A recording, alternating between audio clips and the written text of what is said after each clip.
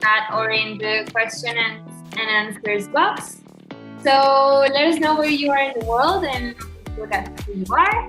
And we're going to wait a few minutes for the session to start, about 2-3 minutes. So in the meantime, you can grab some water, beer, some tea, and let us know where you're in the world.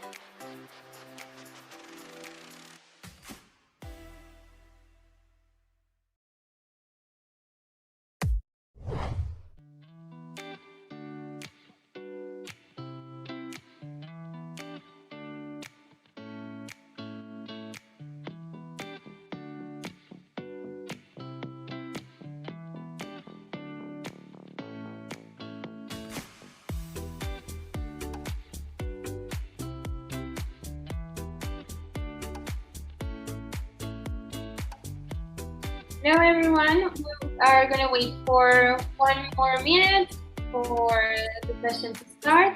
I'm just going to also make a reminder that this is a session that is going to be broadcasted live.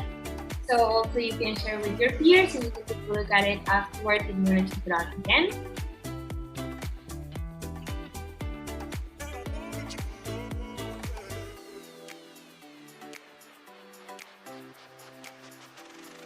I have to say that I hope to see a lot of people from Latin America in this session.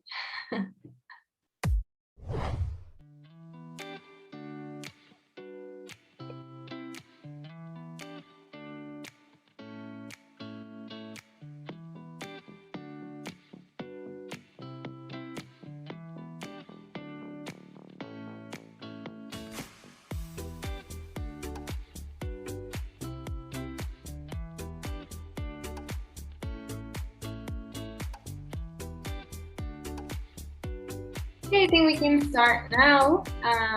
Right, if you can help me now with the video. Thank you so much. Welcome everyone. I'm Sophia from Code for All, and I want to say welcome to Code for All's 2021 Summit. Yay! It's the second day. We still have 2 days missing, so check out our webpage. Then you can take a look at the agenda. So the session you've joined today is called Unpacking the Shocking State of Mass Surveillance in Latin America. And it's all about how backroom deals pursued in countries like Argentina, Brazil, and Ecuador are exposing the public to unacceptable risk. This is a panel discussion where each speaker will present. We are gonna have some interaction. They're gonna showcase some studies, and panelists and yeah, basically we're gonna have a group discussion, and then the room is gonna be open for questions and answers throughout the whole session. So you can take a look at the questions and answers button at the bottom of your page, and in there you can put a lot of questions, thoughts, anything that you have throughout the session. We're gonna be reading them, or we can answer them either in text or out loud. So you can note that if you have any questions, you can put them in there. And again, this, as I mentioned before, this session is going to be broadcasted live, so you can take a look at it afterwards. And with that, having said that, I'm going to introduce our speakers today. So we have Ángela Alarcón and Gaspar Pisanu of Access Now, Eduardo Ferreyra of the Asociación por los Derechos Civiles, and Eduardo Costa of LAPIN. Thank you so much for being with us today, and I'm going to pass it over to Gaspar, and with that on, we can start the session. Thanks, Sophia. Hello, everyone. My name is Gaspar Pisanu. I'm the Latin American Policy Manager for Access Now. Thank you all for being here at this session. Thank you to the organizers as well of Code for All for this opportunity to present a recently produced report we did in collaboration with La Librenet from Ecuador, Asociación por los Derechos Civiles from Argentina, and LAPIN from Brazil. This report, called Made Abroad, Deployed at Home, is a thorough investigation we conducted about the companies selling surveillance technologies in Argentina, Brazil, and Ecuador. Most of our organizations have been working on surveillance technology for a while, mainly through campaigns, asking questions to governments through FOIA requests, and trying to somehow make decision makers accountable. Unfortunately, in Latin America, our governments have adopted a techno-solutionistic point of view, where technology seems to have no risks, and make decisions regarding these technologies with a huge disregard for transparency and accountability, mainly due to a huge issue we have in the region, which is the impunity in which these decisions are made. A lot have been written and said about these problems, and also about surveillance technologies, about the risk that these technologies poses for human rights. But there are other actors behind the scenes, moving quite freely and in a very opaque way, that are also part of this issue we have to deal every day in Latin America, which are the companies producing these technologies. With this report, what we try to do is to gather more information to all the companies selling these products in Latin America, and try to see more what was behind these agreements between the governments and the companies. Unfortunately, but something that we foresee when we were planning on doing this report, there was, same as the government, and then there were no channels or no will from the companies to communicate, to be more transparent, and to provide any sort of information. It seems like this lack of transparency and accountability also lives in the private sector, which is one of the main points of this report. And basically the reason why the motivation behind producing such piece. We see that most of these companies come from many different places. There are many companies from Asia. One of the most extended companies working in the region are from China, especially Hikvision and Dahua. But we also have huge companies from Japan, like NEC, from France, Idemia, as well as many other places.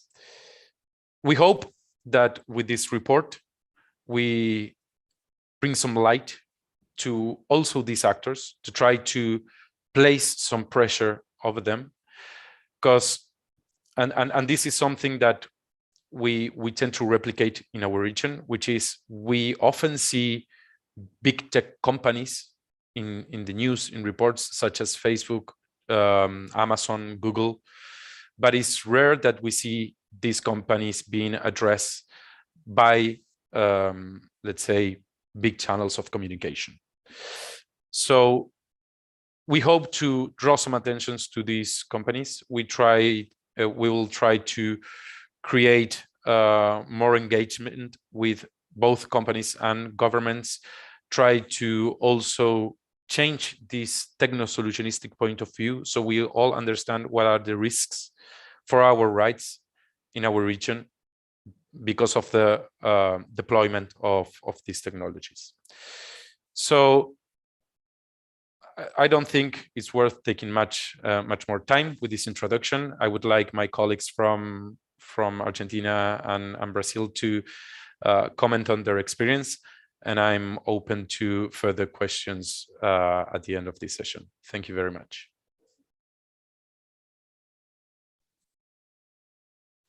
Thank you, Gaspar. Firstly, I want to thank Access Now and for this kind and honorable invitation, as well as Ángela, Eduardo, and Gaspar. Eduardo, who I confounded the initiator of this discussing, but sorry for that, for sharing this space with me and other colleagues involved in this research from LAPIM and the other organizations. LAPIM is a non-profit think tank based in Brazilian capital, Brasilia, conducting research, advocating, and raising awareness on the issues related to regulation and regulation of digital technologies as the consequence of these technologies in human rights and other fundamental rights. That's why this topic is so important for us. And in Brazil, the scenario is a little bit different, I think. Data protection here has been a hot topic from last year and now. Since last year came into force the LGPD, that is our data protection law. However, this law do not completely apply to the scenario of the data treatment on the public security sector. The LGPD says that it has to have a new law that will address the issues of the using of data to surveillance and topics as public security. And this new law has to observe principles of data protection, due process of law, and subjects' rights, but we don't have this law yet. Data protection is been understood by the Supreme Court here in Brazil as a fundamental right, as an autonomous right, in a relevant decision from last year. And the project, a legislative project, adds data protection as a fundamental right is in our constitution, was approved in the deputy chamber at the end of August. So this topic is being discussed in our news and different vehicles of press. Despite that, digital surveillance is only increasing in Brazil, unfortunately. Facial recognition is deployed in all 5 regions of Brazil. In almost every state and of the federation, and different municipals have this technology deployed.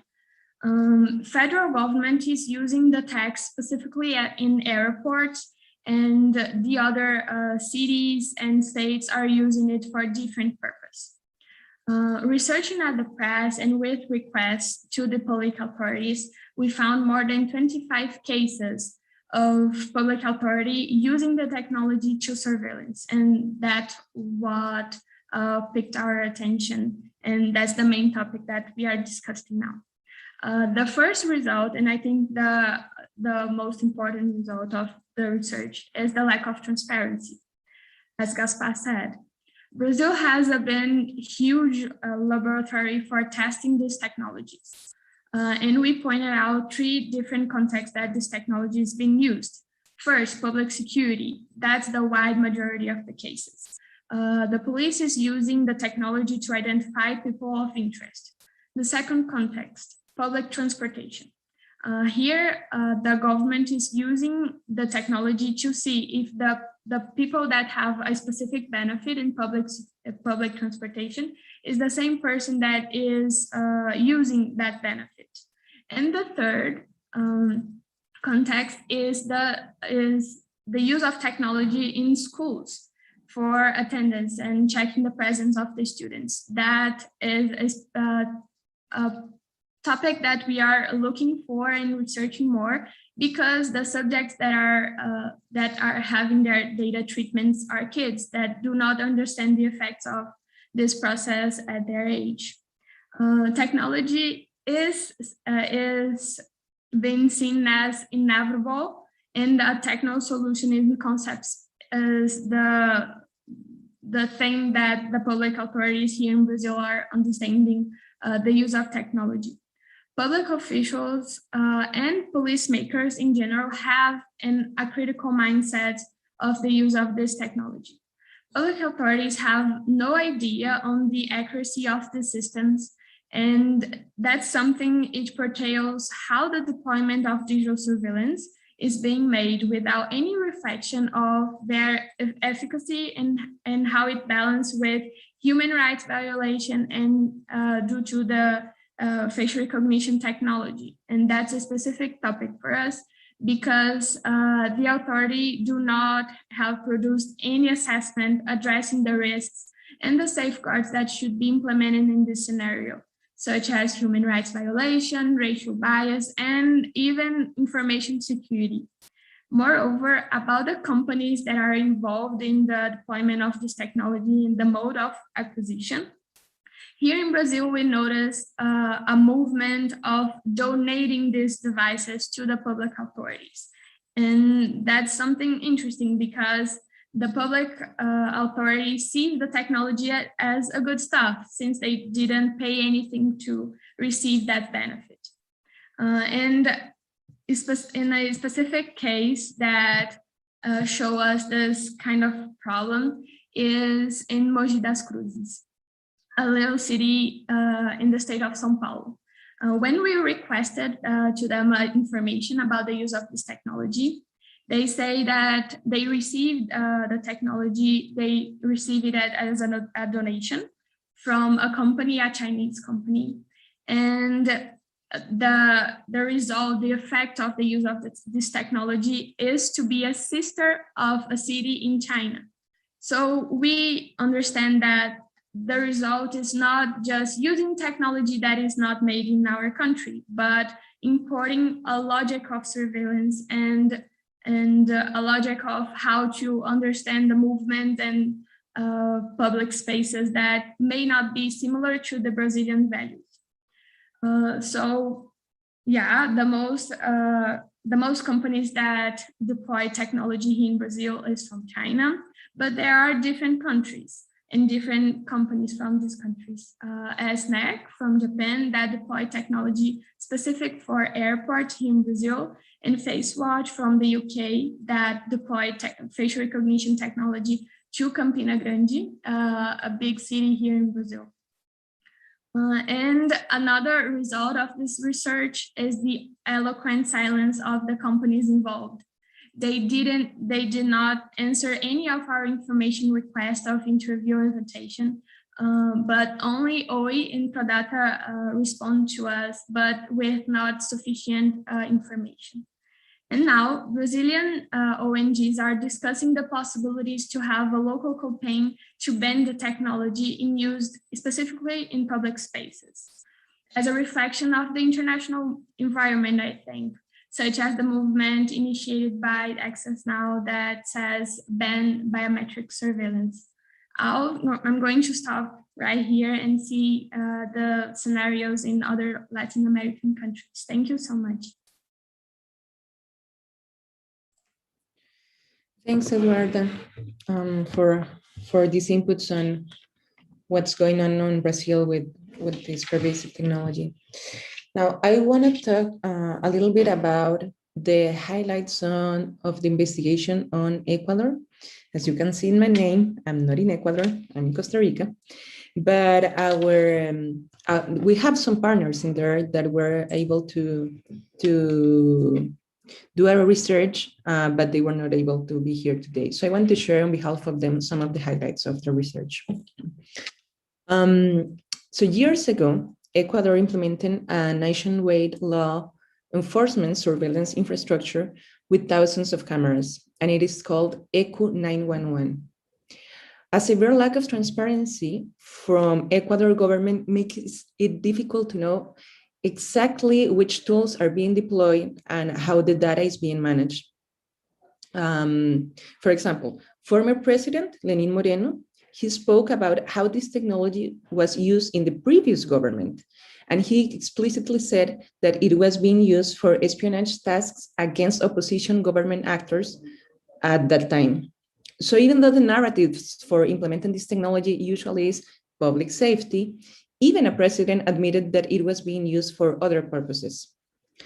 Actually, the investigation of lalibre.com, which is the name of the partner in Ecuador, was able to show that while there are more cameras and more police units, it does not mean that there is more security. and that there is actually no correlation between surveillance technology and the number of homicides or femicides. And that means that the number of cameras is actually a game of control.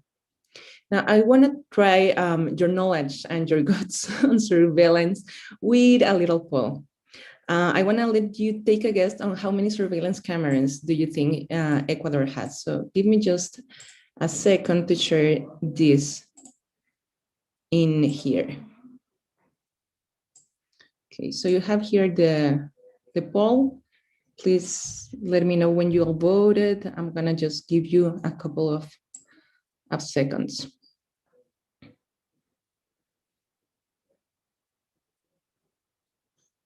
In all Ecuador? In all Ecuador, yeah. Okay. 6, 7, 8 votes by now. 9 votes. I'm gonna just give a couple of seconds because I really want to to know how you feel about what's going on. How many surveillance cameras does Ecuador have? Okay. 10 votes. I'm gonna finalize it here. So let me share the results. So the correct answer was the second one, that is 6,600, some which integrate facial recognition. The majority of you were right. The biggest the number, that's the correct answer. And let me just stop sharing here. And yeah, ECU 911 actually started in 2010, and by this time it has over 1,600 cameras, included some with facial recognition. Now, the thing is that the amount of cameras in Ecuador is such that there is more or less, give or take, one camera for every 2,700 people. That means that the population is completely under surveillance without prior knowledge of the situation and without regulations of what it is done and with that information. Now, what are the main brands that have been implemented this technology in Ecuador? We have Hikvision, Tiandi, and Sirake Teco from China. We have Verint from Israel and the United States, Pelco Corporation from the United States as well, and Axis from Sweden. But let's talk a little bit about the costs. Who is winning money with this technology? Now, beyond the public safety narrative used by the government, local companies in Ecuador are actually making millions by selling imported surveillance equipment to the government.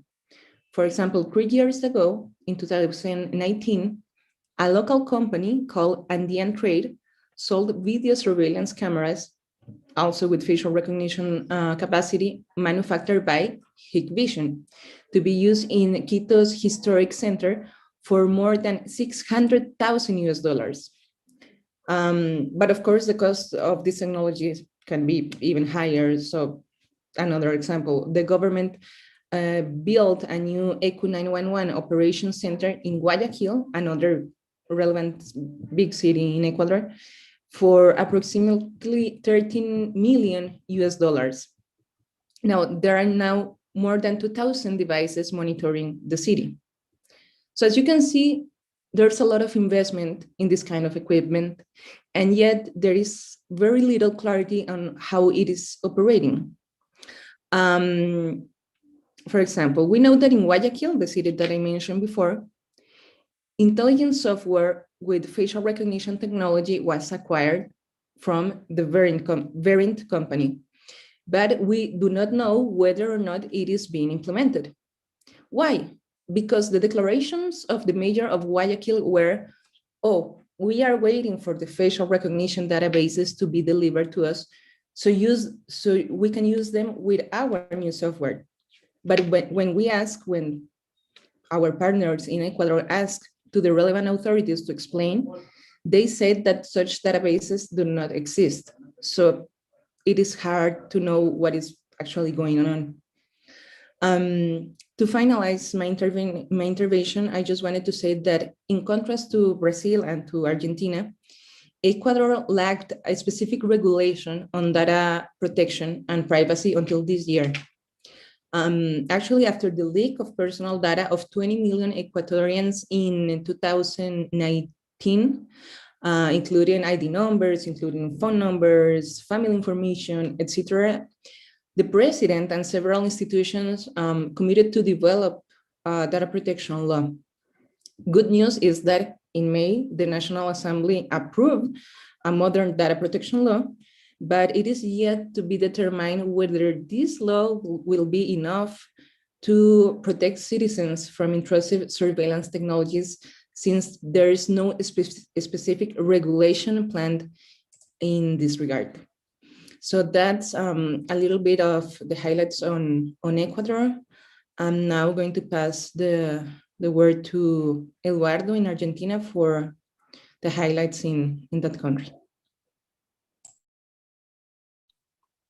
Thank you, Ángela, and thank you all of you for being here with us, and thank you, Access Now, for trusting in our organization to do the research in Argentina. My name is Eduardo Ferreyra. I'm a project officer at Asociación por los Derechos Civiles, Association for Civil Rights, which is an NGO based in Buenos Aires, Argentina, that work mostly on digital rights. I will talk a little bit about the main findings of the research in the case of Argentina. I mean, the first things that I want to say is that the acquisition and implementation of surveillance technologies in Argentina is usually carried out with little transparency. I mean, this is a common trend in all the countries, but in Argentina, at least during our research, it was very hard to get information about the surveillance mechanisms and systems used by different levels of governments in the country. No? So we submitted several freedom of information requests, but some of them were never answered. And those who were answered, the information provided was very insufficient. So we have to trust mostly on our own research and also on what media was reporting on that. Argentina has a very strong privacy protection in terms of legal framework. Our constitution has the right to privacy, and we sign different international human rights treaties that enshrines the right to privacy. We also have a data protection law that is a very good law, although it's a little bit outdated. But despite all of that, those laws doesn't seem to provide an adequate level of protection to citizens of Argentina, and doesn't seem to prevent government from surveil the population. No. And the reason is that this legal framework has so many exceptions in favor of the state, such as the public interest, such as the public safety, or the exercise of state functions. No, so that's a very big problem in the country. Since 2015, Argentina has been using different surveillance technology. It all started with CCTV cameras like 10 years ago, but now we can see a lot of surveillance technology that are more pervasive and more dangerous to our rights and our freedoms. I would like to talk about CBIOS. CBIOS is the Spanish acronym for Federal Biometric Identification System for Security, which is a very huge database managed by the federal police under the authority of the Ministry of Security. One of the main goals of this CBIOS database was to merge and digitize different databases that held by the national government. No? And this was like a culmination of a work that began a few years ago, and maybe 2009, when the Argentina government started to collecting, processing, and storing biometric data for the issuance of identity cards. And passports. From that point, the government has been collecting biometric data from every citizen, including fingerprints, palm prints, and face photos, as well from everyone entering the country. No? So this nationwide system, but different provinces, but I mean, all the provinces in Argentina have signed cooperation agreements with the national governments that enable them to access that databases and running queries on such database. No? And they don't need a judicial warrant to do that. So I would say that this is something that we have to take into account. And before continuing with my presentation, I would like to do another quiz poll. Let me do if I can do that.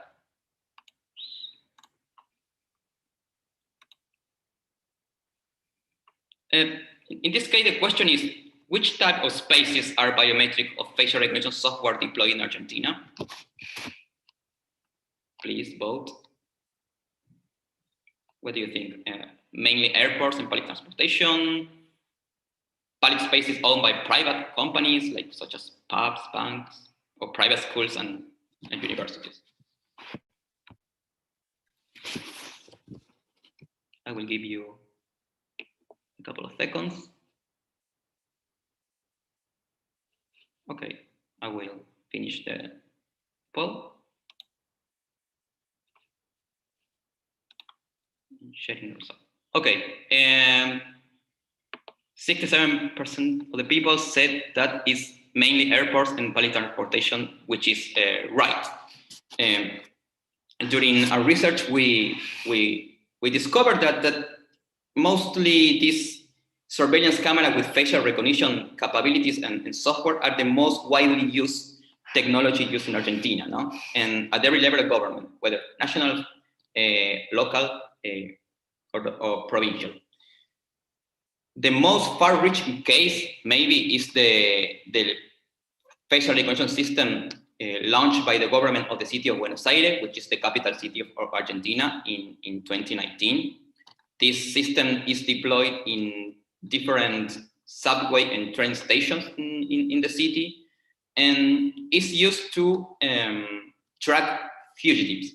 Now, people who are on a national watch list, subject to an arrest warrant. Since this deployment, there were several controversies around this system. There were many cases of people who were wrongly identified as a suspect. No, many cases of false positives, including one person that spent like 5-6 days in prison.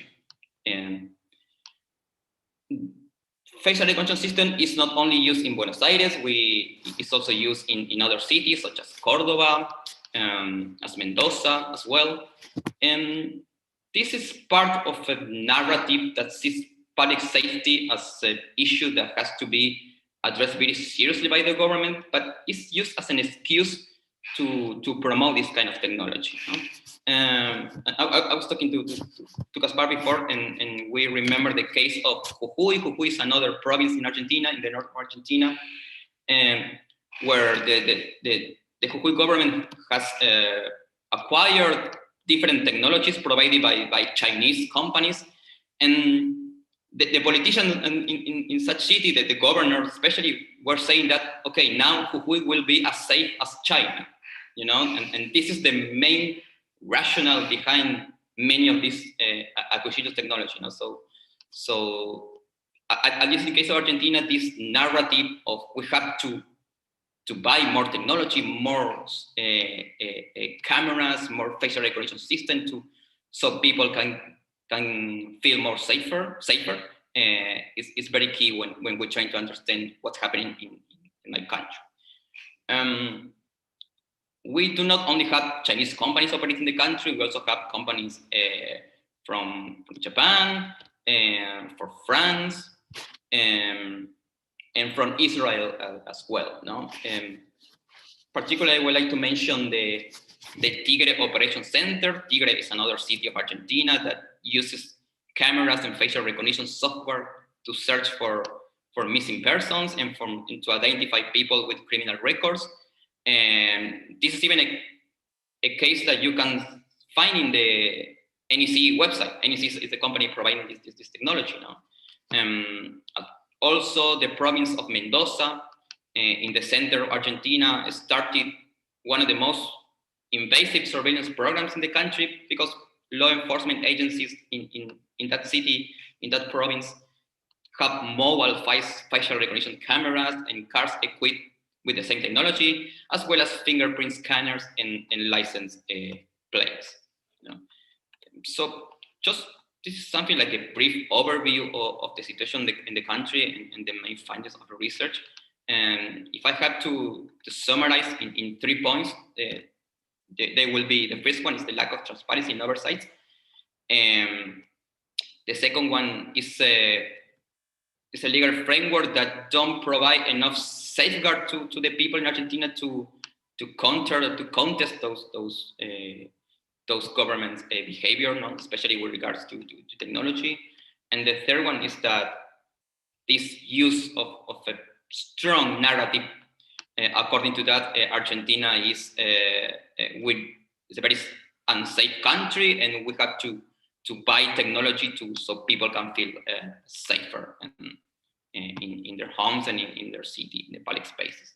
So I will stop here, and anyway, we can resume the conversation later in the Q&A session. Thank you.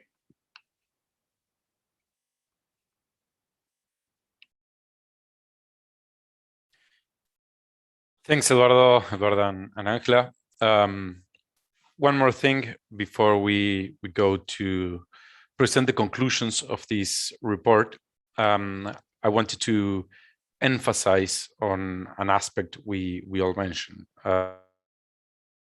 that we said was the focus of this investigation, which were the companies selling these products. As you may have heard already, you see that in most of our countries, the most perversive technology being used right now is facial recognition. Facial recognition technologies are inherently, let's say, put inherently human rights at risk. And there are no reports or studies conducted to prove that they are useful to reduce crime rates. They haven't been, I mean, there is no proof that they are useful. But there is proof that these systems can be abused. And I will give you a few examples of companies developing technology that was abused and that gave no sort of answer to these abuses and keep selling technology to these countries.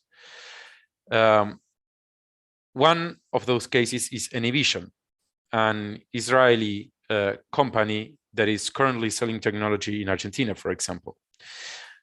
The technology they developed was used, according to a report done by the NBC, in the West Bank to monitor the movement of Palestinians. The technology from Hikvision and Dahua, two companies way too spread in our continent, was used to persecute the community of the small community of Muslims in China called Uyghurs, which are the object of many reports of many huge media outlets. We got Celebrite also working in Argentina, where you see that, for example, in after internal documents were leaked in 2017, it was revealed that Celebrite was also in talks with Turkey and with United Arab Emirates to use the technology to persecute journalists, for example. And this is not something that we see just in other places in the world. And we in the report cover each of these companies and how their technology were used to be abused.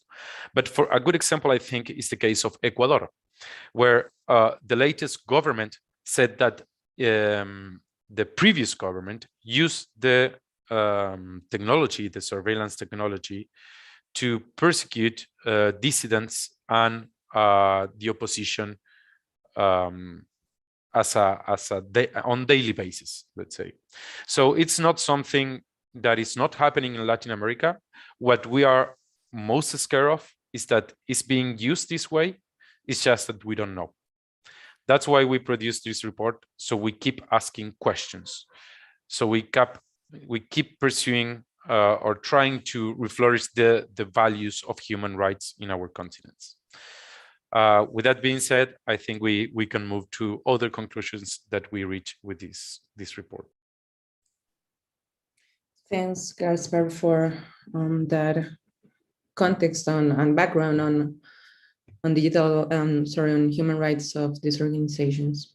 Now, how can we change the dynamic, or what are our recommendations going forward with all that is happening right now in the region?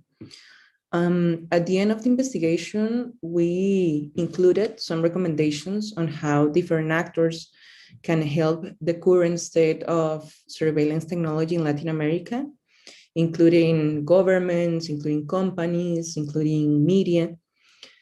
And we also have some ideas on how civil society can get involved into advocating against this pervasive technology. So let's start, for example, with governments. More than a recommendation, the first thing is a demand. We demand the ban of biometric technology for mass surveillance purposes, because for us, this is the main goal, and civil society can actually also jump into different campaigns and show their support as well. For example, there's a global campaign that I want to invite you to join to ban biometric surveillance. It is called Ban BS. Let me share that in here. Ban BS. There you can sign a letter that's already been signed by over 200 organizations around the world. Here in the region, Asociación por los Derechos Civiles, which is the organization of Eduardo, also has a very interesting campaign called Con mi cara no, that's not with my face. And it has a national scope, meaning Argentina. And it includes a map where you can see which technology has been implemented in different cities. Now, in the northern part of our region in Mexico, there's another campaign called No nos vean la cara, which is like a words game, as it means don't treat me as stupid, but also like don't watch my face or don't look at my face, which is more educational and on what this technology is and some experiences banning it. And also, last but not least, in Europe, you can find the campaign Reclaim Your Face, which also focuses on banning mass surveillance technology in public spaces.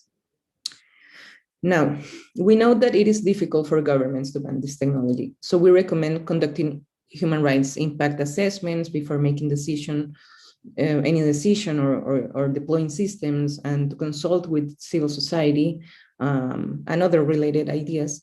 But I want to be very clear that biometric surveillance technology should never be used for mass surveillance, even if it is done with transparency or with safeguards or with remedies, or if the technology is free from bias. It should never be used for mass surveillance. Now, regarding companies, our recommendations to companies, we encourage them to commit to comply with the standards of transparency, accountability, and respect for human rights, and to improve their communications when they are asked to provide information on technology with human rights implications. But as it has already been said, no company answered when we tried to contact them. And civil society really needs that information, some information that only companies can provide. So we need more. It's funny because we need more commitment for companies, but of course, it's not like they do not know what they're doing. So it's a game we have to learn how to play. And finally, the media. Our main recommendation is is to change the narrative about surveillance technology from obfuscation, techno-solutionism, and the replication of a public safety discourse to do the right questions to companies and to governments, and to question them with skepticism and in compliance with basic human rights laws and principles. So those are our recommendations. I don't know if someone here in the audience have questions or comments either for what was done in the methodology or some other highlights from the different companies also, but from the different countries. The floor is yours. I'm gonna jump in here. So we have some questions from the audience. I'm gonna read them out loud and then you can answer them.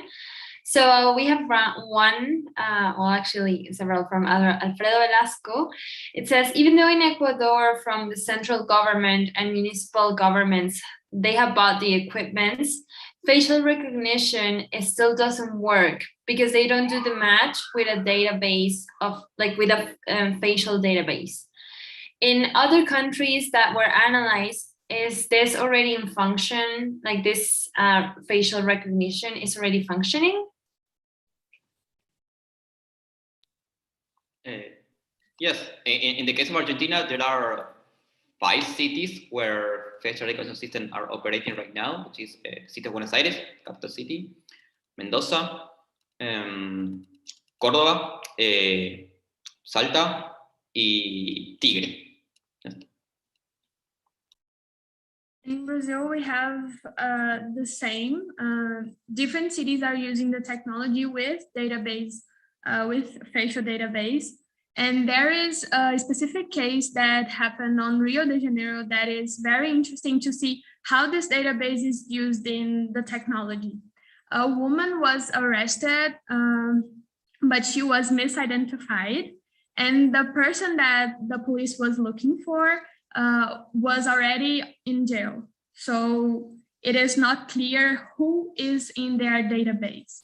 And that's a specific problem that we are facing. We asked questions specifically about this problem, and they just generally said that the people that are in this database are there because they made a crime, but we don't know actually who is in this database. That's a really interesting problem, Alfredo. And also in Ecuador, I will not say that the facial recognition technology is available but not being implemented. It's more like we don't know if it is being implemented, because as the example that I previously mentioned, in Guayaquil, the mayor was saying that they were waiting for facial recognition databases so that they can implement the new softwares.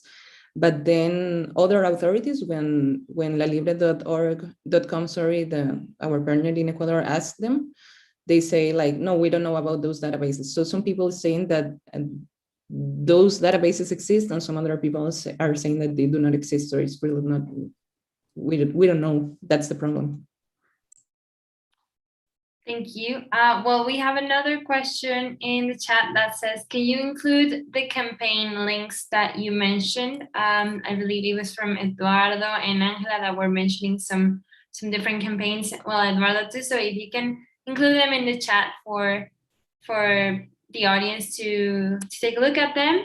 And then I'm going to read another question. This one is from Soledad. How can we expand this research to other Latin American countries? Maybe Access Now could share a research toolkit to better standardize and easily compare countries. My first reaction is that I love that idea. In fact, when we start planning on doing this report, one of the big questions were, where do we do it? In fact, we understand that these are just 3 countries, but we see that this way of acquiring and deploying this technology is the same in other places. Research for all the region wouldn't be huge task.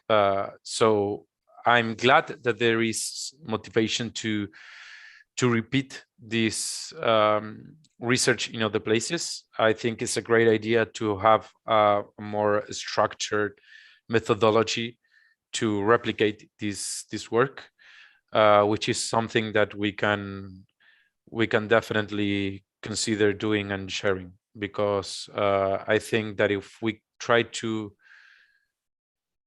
if we have a better understanding of what's going on in each country, that would create a lot more pressure than just in a few. Yes, definitely. I don't know if any other speaker has another insight around that. Otherwise, we have another question, so I can read it. I'll take that as I'm going to read the other question. Okay, so could you recommend some good practices around protocols in front of errors? I don't know how to say this word in English. Sesgos. I'm going to say it in Spanish. I'm sorry. Sesgos and custody of data around this technology. Yeah, in fact, the word that you were not remembering is a big word because it's in a documentary. Bias. Thank you, Soledad. Thank you. Coded bias is one of the main documentaries now being circulated about facial recognition.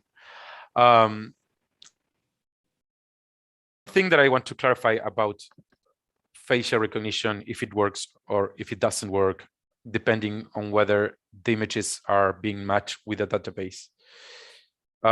So these systems collect information since they are turned on, basically. They are collecting biometric information. Then you have that link, but you can still use it to surveil someone. So even if you don't identify them, you have the ability of identifying them later. So the risk is present. It's not in the future when that match is done. Also, it's collecting biometric data. There are things that can be done in a better way. I think I will say just a few words and I'll let my colleagues to bring more knowledge. But I think that if we discuss about the efficiency of these technologies, we are trying through a place where we don't want to go when it comes to discussing if facial recognition is useful or not. The bias and the errors that these systems could have is something that maybe in the future can be fixed. But if they are fixed, then the risk for human rights are bigger because they now can identify specifically every time everyone. So I don't see the need to, I mean, that's a technical perspective, like what can be improved. And when it comes to data, well, you have a big discussion, which is the collection of biometric data, and you have to consider basic principles regarding data protection, like necessity and what sort of mechanism is going to be used to protect that data. But at the same time, what we call the principles of surveillance, proportionality and necessity as well.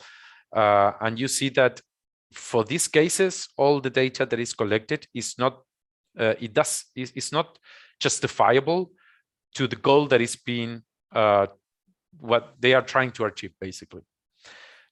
So it's creating more dangers and more risk for people's rights than improving security, which is, and personally, I think there are no protocols or safety measures that can be adopted that are enough to protect us all. I don't know if my colleagues have something to add. Oh, yes, I 100% agree with Gaspar. I mean, it's not about how can we make this system operate better. No, I mean, it's about how to stop this system operating, at least in case of public safety, you know, and issues of surveillance. No? I mean, we are not against the use of facial recognition at all, but we definitely are used, or at least my organization is against the use of facial recognition system for public safety purposes or related purposes. No?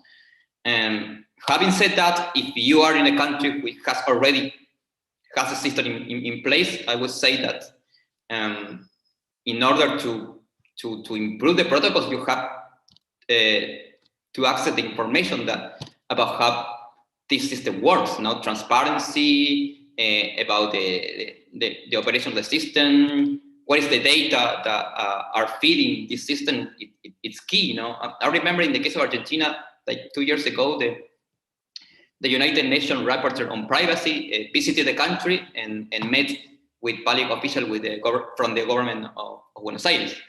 And the rapporteur asked those public officials, what is the rationale, what is the justification to deploy this facial recognition system in the city? And the rapporteur said that they couldn't provide him with an explanation at all. So, I mean, if you don't have the minimum requirements, such as why are you doing that? I mean, it's very tricky to start thinking about further steps, such as how the system works and the like. Yeah, that's why we are calling for banning these technologies, not like to make them more accurate, because that's not the point. For me, it is very ridiculous that the mindset is like, let's just surveillance everyone to try to capture X amount of criminals, because it undermines the principle that we are all presumed innocent. So it's nonsense. I'll just add some more words. I think that I agree with you all, and using this technology to surveillance is always going to be a risk, and we cannot address this risk. We have to ban the technology to surveillance, and this technology is used specifically in public spaces. So we face that this violate freedom and civil rights. So that's something that we cannot deal with. Surveillance is not a response to any problem that we have as public security or any other purpose. Thank you so much. So we're at the end of time of the session. So I'm just gonna thank you everyone for joining the session. Thank you, Ángela, Eduardo, Gaspar, and Eduardo for sharing us all of the insights of this report, and for sharing also your experiences and your thoughts around this. And before we drop off, I'm just gonna say a few words. As I mentioned, this is the second day of the summit, and we still have 2 more days to go. So you can check out the rest of the summit sessions here. I put a lot of links in the chat. You can take a look at there on our webpage is the agenda, and you can register for the sessions on the rest of the days. You are going to be able to find a recording of this panel in our YouTube channel. Also put the link in the chat there so you can take a look at it afterwards. And if you like what you saw and you're interested in joining the Code for All community, you can join our Slack and be part of the conversations that we're having around these topics and other more. And also you can subscribe to our bi-monthly newsletter, and you can get to know the updates from the members, what are we working on, some of the projects that we have. And last but not least, we would love your feedback. It helps us make our summit better for next year and to improve and decide which topics are we going to be focusing on. And thank you so much for sharing your emails. If you want to contact our speakers, you can either send us an email or now contact them directly with their mail. And I just want to thank you so much for joining the session, for your participation, and for sharing your insights with us. Thank you. Thanks, Sophia. Thank you. Thanks, everyone. Bye.